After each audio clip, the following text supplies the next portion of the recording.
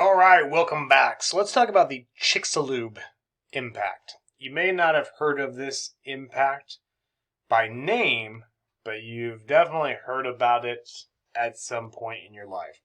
So this impact happened about 65 million years ago. Again, the impact hit just off the Yucatan Peninsula, creating a massively large crater. Part of it is buried now underneath the Gulf of Mexico, but you also find part of it. You can see a circular impression on the Yucatan Peninsula itself. The crater is thought to be somewhere around 90 miles wide, give or take, 12 miles deep, again, give or take. And the asteroid that created it is thought to have been somewhere around 20 or 30 miles in diameter. So, big. Big thing moving real fast.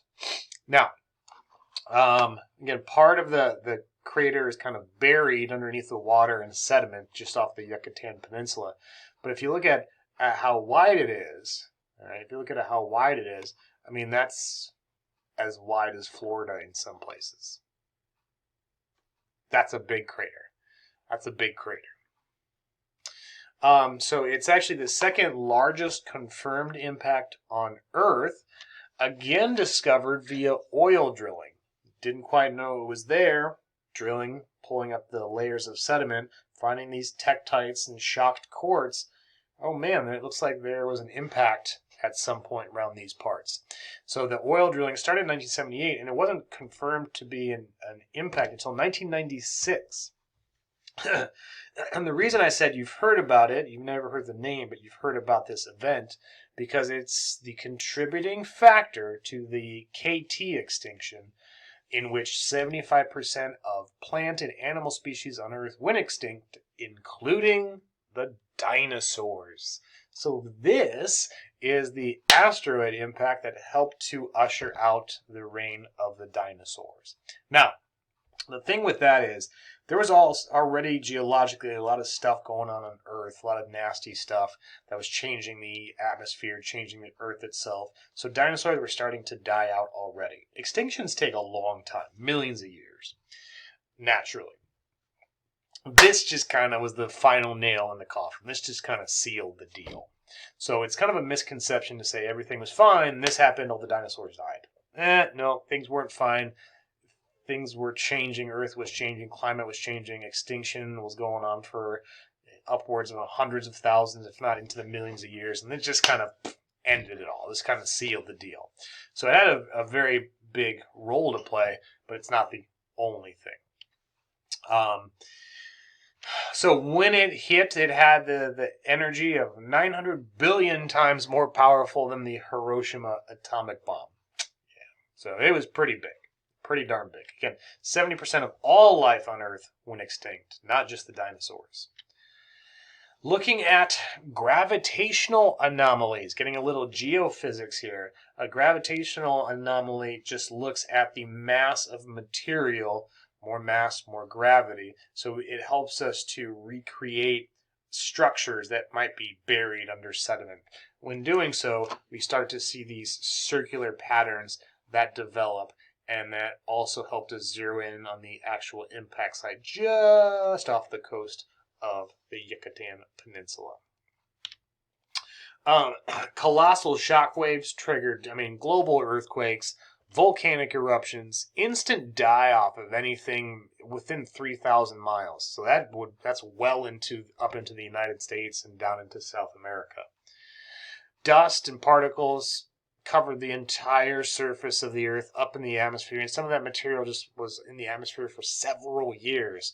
So the sun was blocked out for a while, and once the thing started settling, there was still dust and ash in the atmosphere for several years.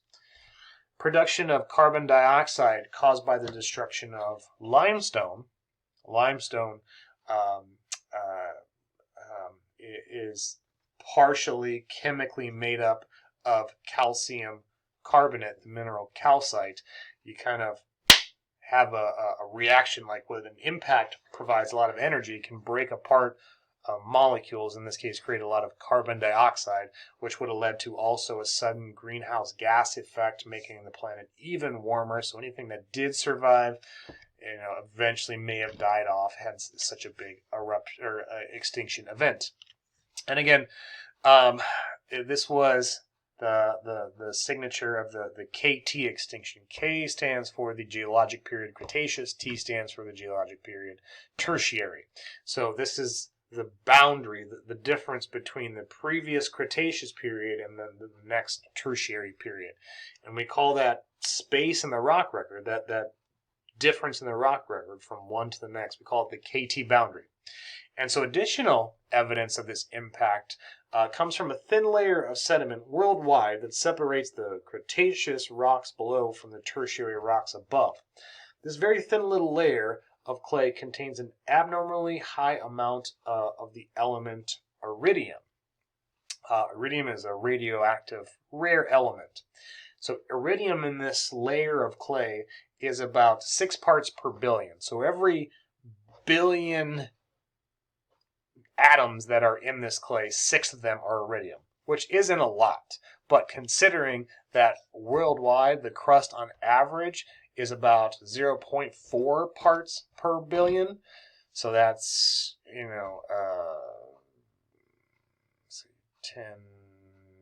So that's 15 times more iridium in this layer than what's normally in the crust. So something weird's going on because iridium is kind of rare. There's typically not a lot of it in the crust, but in this layer, there's 15 times more iridium than what's normally in the crust. And what we eventually came to figure out, so there's all this extra iridium in this layer, and this layer is found worldwide. It's thicker in some parts, thinner in some parts. And all this, so where did all this extra iridium come from? Well, it turns out in meteorites and asteroids, we've sampled meteorites that have hit the ground, and we find that iridium levels in a meteorite, so space debris, can average around 470 parts per billion. Therefore, the iridium was spread into the atmosphere when this large asteroid was vaporized, and that material was shot up into the atmosphere. And as that ash and dust material settled to form this layer of sediment worldwide, eventually became kind of a clay layer. It was enriched in iridium from that impact, from that asteroid. So here's that layer of clay that separates the Cretaceous rocks below from the Tertiary rocks above. So this layer of clay contains 6 parts per billion on average iridium. So that marks that's when this thing hit. Below, dinosaurs. Above, no dinosaurs. So just kind of a somewhat quick sequence of events. So you got an asteroid moving at about 19 miles per second. That's really fast. Heading in to the Yucatan Peninsula. Produces a very large crater. Shock waves just emanate, vaporize rocks right on the outer fringe of this area. But shock waves rip across the surface of the Earth. Just seconds after impact, just mere seconds after impact, ejecta blanket, so material shot up into the atmosphere. A massive mushroom cloud like what you would see during a nuclear explosion. Fireball sets off wildfires just around the globe. Sulfuric acid enters the atmosphere. Dust blocks out the sunlight. Tsunamis reach over 1,000 feet high and travel for thousands of miles. And that's just seconds after the impact. A month later, still no sunlight. Therefore, no photosynthesis. Therefore, plants are dying. We kicked up a lot of stuff into the atmosphere, so we also created a very potent acid rain that was raining down all over the Earth. So since the sunlight blocked, since there was no photosynthesis, the food chain essentially stopped. Things are dying out. Several months later, the sunlight finally returns. Acid rain stops. Small little plants, very resilient plants like ferns, start to come back on the burned out landscape. So it took months and years for things to start to come back.